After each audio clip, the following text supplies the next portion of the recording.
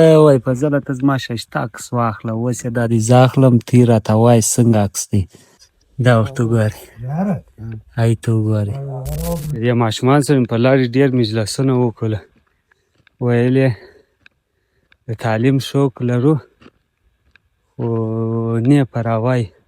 وایي زما د پلار سره هم د استر اکسم غټ موبایل دی.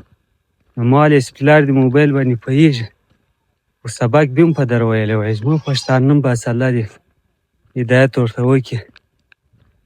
خپل کوچني کوچني ماشومان باندې سبق شی نه وایي، بس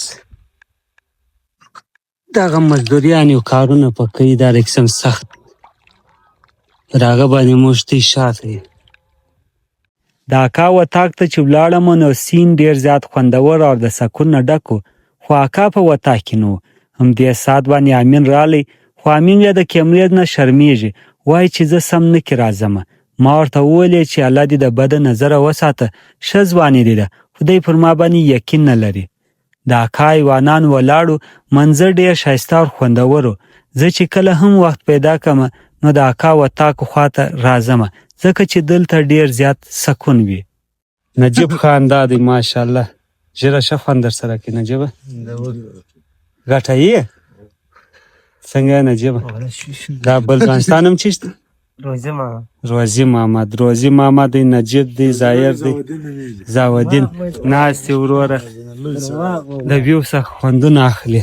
او دا کشني کشني پسونه دا ورته وګورئ، هی ته وګورئ ماشاءالله.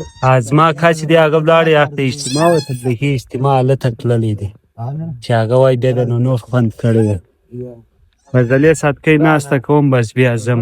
هغه سپیان خو دغه دی ورته وګورئ. هغه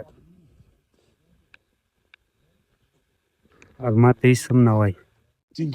ستا نوم چیش دی؟ روزي محمد راته وایي وایي په زله ته زما ښایسته عکس واخله، اوس یې دا دی زه اخلم ته یې راته وایې څنګه عکس دی. زه 1 2 3 اوس داسې دی وګوره. اشه دا سټایل دی، کوم سټایل جوړ کړی؟ ولې وشرمېدل؟ روزي محمد تصویر مې ور واخیستی، راته وایه څنګه تصویر